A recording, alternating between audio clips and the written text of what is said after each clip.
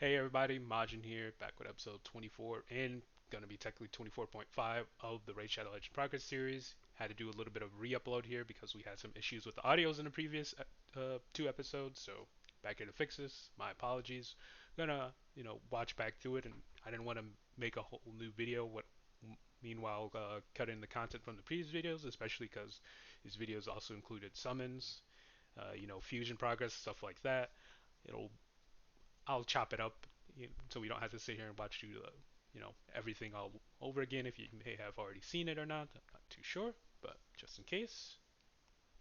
Basically, in this first video here, we are back during the Summon Rush event, where we still haven't did our summons yet for the Summon Rush.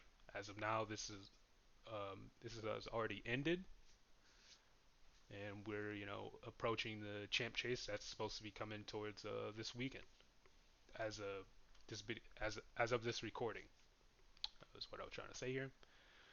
Um, Basically, we kind of discussed what we're planning to summon for.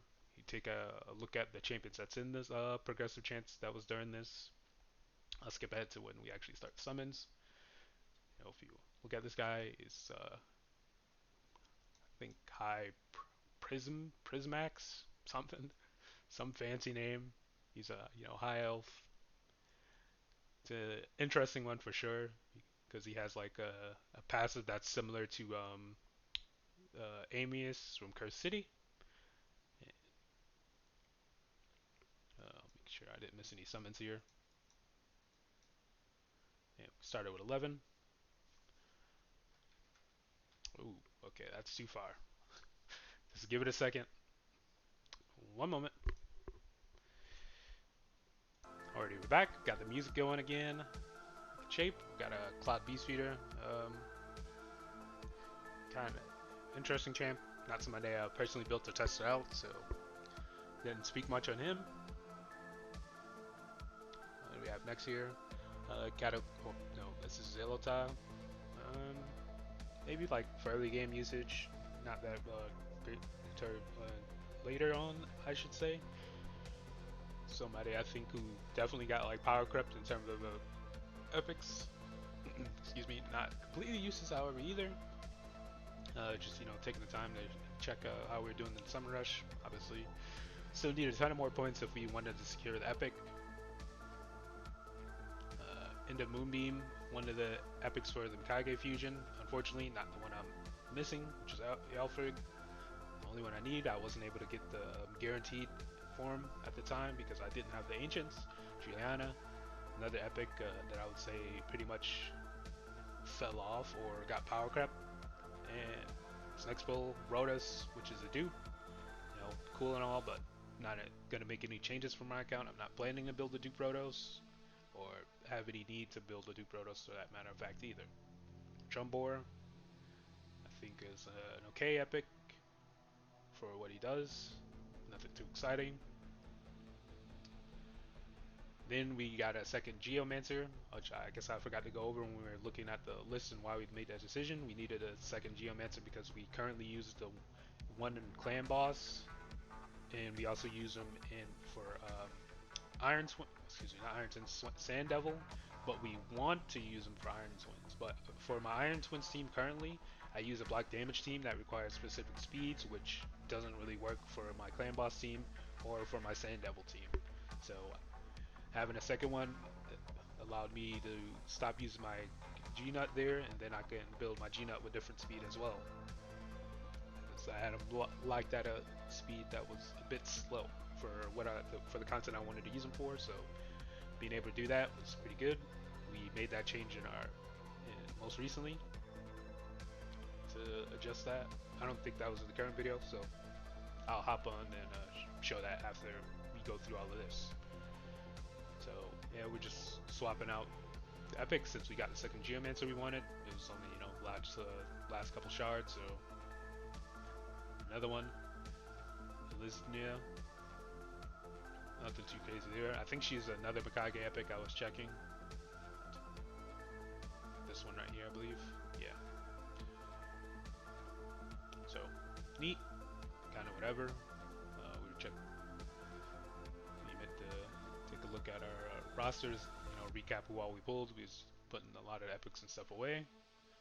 Uh, since we had two protos, came in here, put them in the faction guardians. Cool. I think here we're just going over the epics and how many rares we have. I think at this point I have 5 rares, and then I got a 6th one that I didn't collect from the event at first, so I went ahead and did that. I mentioned that a 6-star Opardin, he's now ascended, but obviously I didn't have any books for him. We talk about the epic, and I mentioned this twice in this video and the next video, but I plan to keep a copy of the epic. I think our kit is decent enough, and I have the extra resources to spare, so I'm gonna do that. I'm also trying to do that for the Void account, even though it will be a bit harder, but I think it's worth to keep the copy of the champion. So we move on. I think now we do some summons on the Void account for this Summon Rush event. Obviously, you see the amount of shards they have is definitely not comparable to my main account. All things considered, I'm only able to hit Ultra Nightmare on this account, and that's if it doesn't roll on Spirit Affinity, because if it rolls on Spirit Affinity, it takes me 5 keys, which I don't have, unless like I get like one good early key.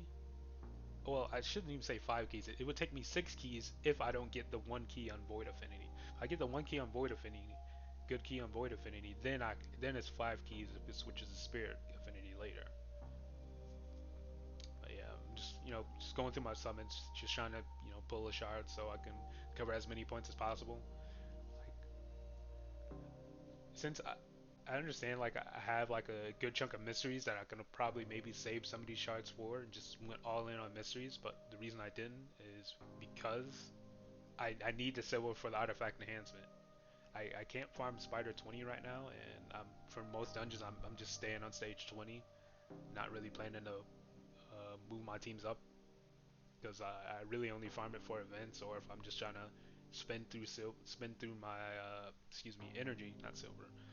So we managed to get Sylar out of the Void Charge, pretty nice pull. We great for Faction Wars, Doom Tower, Curse City, pretty much anywhere where it's applicable, which is pretty cool. Not too bad there. I think we just looking at the rewards and stuff. We don't really talk about much here. We show our roster. I don't know if I explained that a 6-star Warlord, we didn't ascend him obviously because the fusion's going on, and the Void Epic is or the Epic is a Void, so we wanted to save our as many potions as we can to make sure we get that done. Otherwise, we're gonna have to put extra energy into farming Void Keep, which we still might have to. So it's gonna be rough. We did get a blessing that appeared in the shop for Onryu or Onryo, which is pretty nice. I think I gave him Phantom Touch since it's on like 1-star. I was like probably my best option here to take, and that's what I did. We talk a little bit about Chimera Clash, and I guess we just claim my rewards. Nothing too exciting here. Let me pull up the next video here. That one's been on a shorter one. This one's been on longer. 24.5. We first start with talking about the Christmas gift, the 2 50x multi battles, 2 energy refills, 1 sacred shard, and 1 free Prism summon, which I am saving for the champ chase that's happening this upcoming weekend. Move ahead on that. Basically, we talk about the Deck of Fate. Not planning to do a Deck of Fate. Just that's extra resources. It's essentially a fusion within a fusion within a fusion, because we have the Sir Nicholas and Lady Noelle. Then now this for Bells the Reckoner. He's a okay champ, but even if I had the resources, I still don't find value in spending them here. Especially like considering some of the rewards in there, it doesn't make it enticing. I think for Deck of Fate events, in most cases, unless it's like a gear event, like I value the gear event more than an event like this for champion, because I feel like you should get something alongside the fragments, and you shouldn't open a card and flip just for fragments. Right there, I showed that I had currently 11 rares, 5 more events left to get 5 more rares, both my main and void account. But yeah, for the Deck of Fate, yeah, I think you should get something alongside the champion fragments. You shouldn't just flip a card, get like just the champion fragments. It feels kind of crappy. Then you have this 3 card system that you have to get. You know, it's just all RNG. You can end up flipping all the cards and not get a single 3 combo, or you can maybe get lucky and get multiple combos. It's luck of the draw, really, real strategy there, and and some of the rewards aren't just not great. Like I think one of them was like a rare book, and another was like a 4-star chicken or something. Not too exciting. We did end up pulling our 3 primal shards. I think we were taking a look at Siege. That's pretty much kind of move over that. We didn't really do anything there. We were just like looking at a free slot we had to fill, but I forgot that the auto defense slot would have probably filled that in. So it was just like we were just in there messing around really for nothing. Um, jump back over here.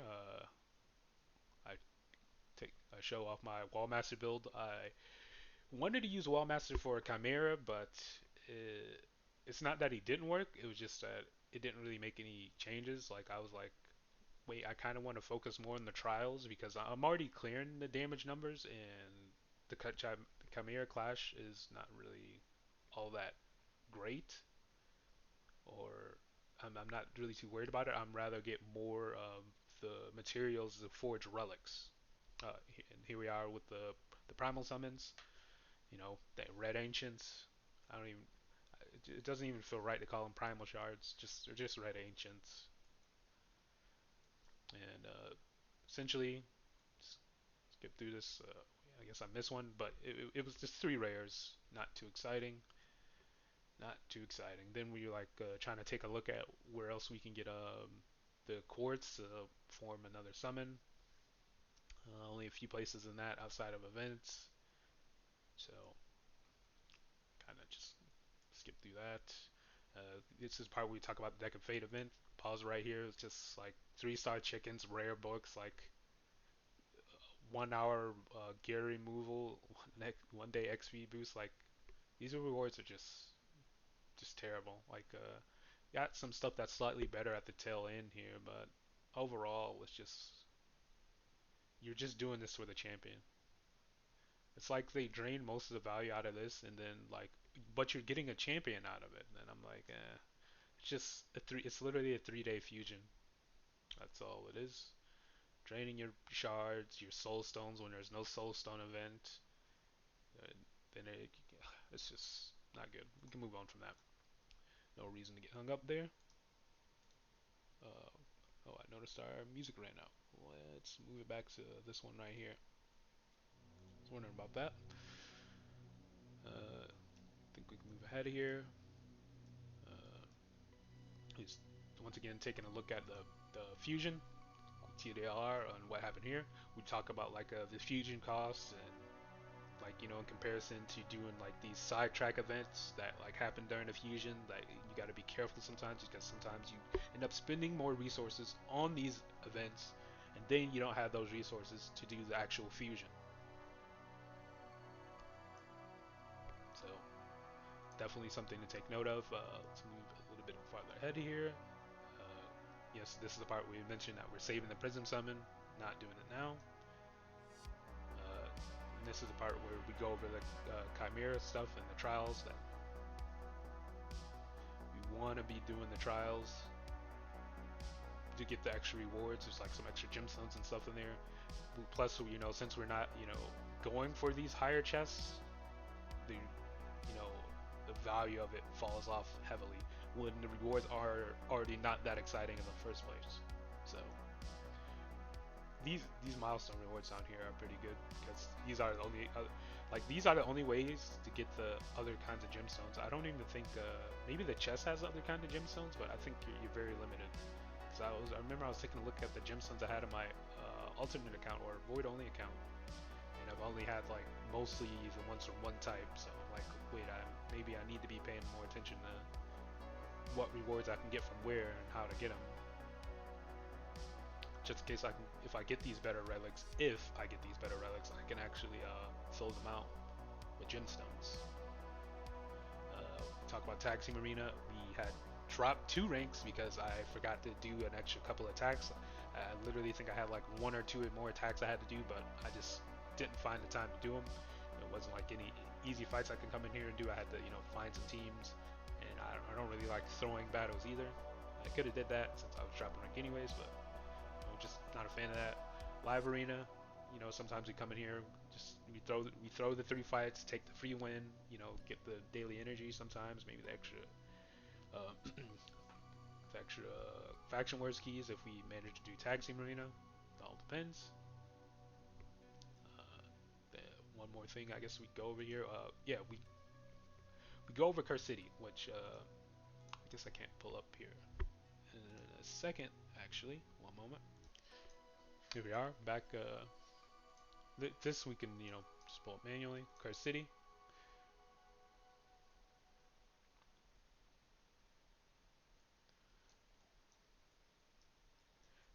Yep.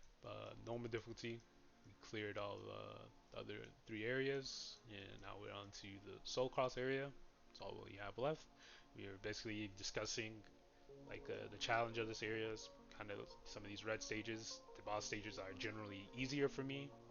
It's the other stages that can sometimes be challenging due to the limitation of champions available. And in most cases, you're going up against like some top legendary champions, and not just top legendary champions, top void legendary champions. In some cases, well, I guess in this case only Yumeko kind of lockout champion. You have Harima reducing your ignore defense. Very annoying. Very annoying. This one, not so much, but it's the limitation of champions. But I think we should be fine for most of these stages. I definitely think there's like 1 or 2 that might stomp us, but we'll have to see.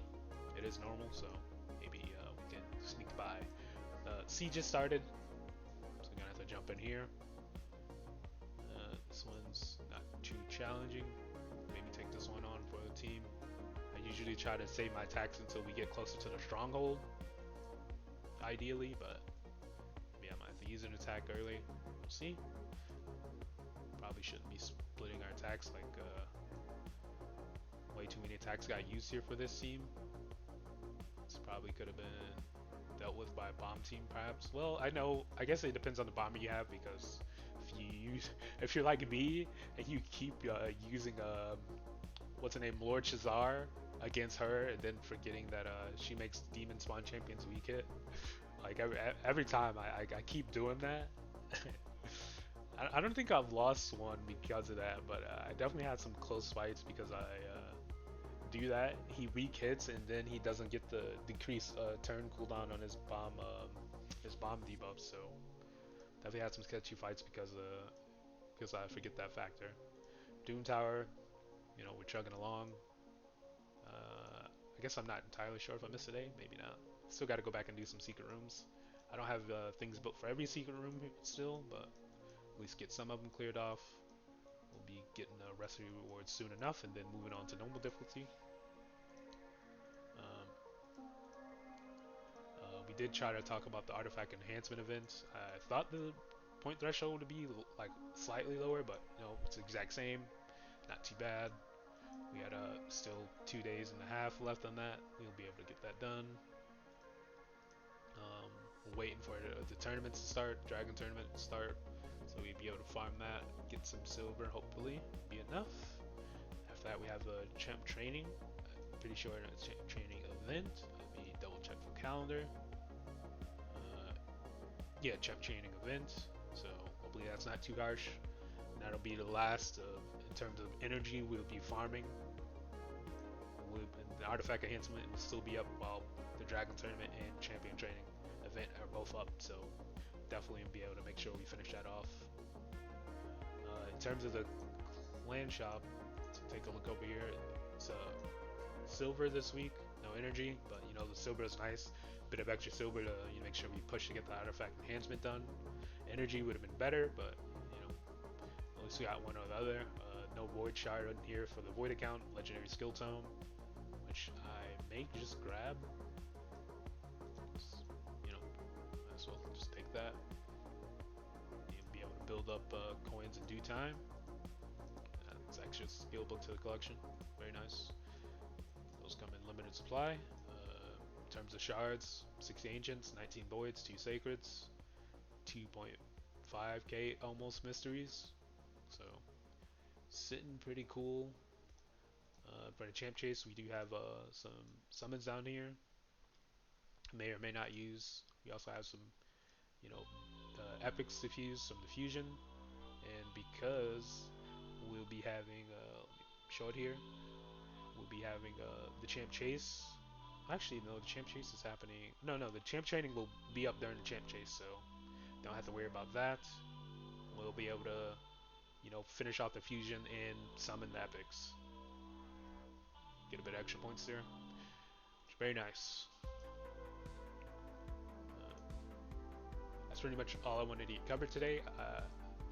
Still gotta, get in, use our Chimera keys, finish up our dailies. Like I said before, we got Siege up due on both my main and the Void account. Get in there and do my attacks. Hopefully, claim a stronghold this time on the main account. I'm not too much in a rush to get this champion on my main account as much as I am on my Void account. I'd still like the champion. Obviously, I still want the accessories so I can, have 9-piece arrow, which apparently still does not work for Chimera, which sucks, but it'd just be nice to have in general because it'll be good for Hydra. Wrap it up here though. Thanks everybody for watching. I apologize for the issues with volume in the previous uploads, so I hope that after some adjustments that it's now fixed. Let me know if there's still any issues with hearing my voice or the music volume later, and have a good rest of your day and happy holidays.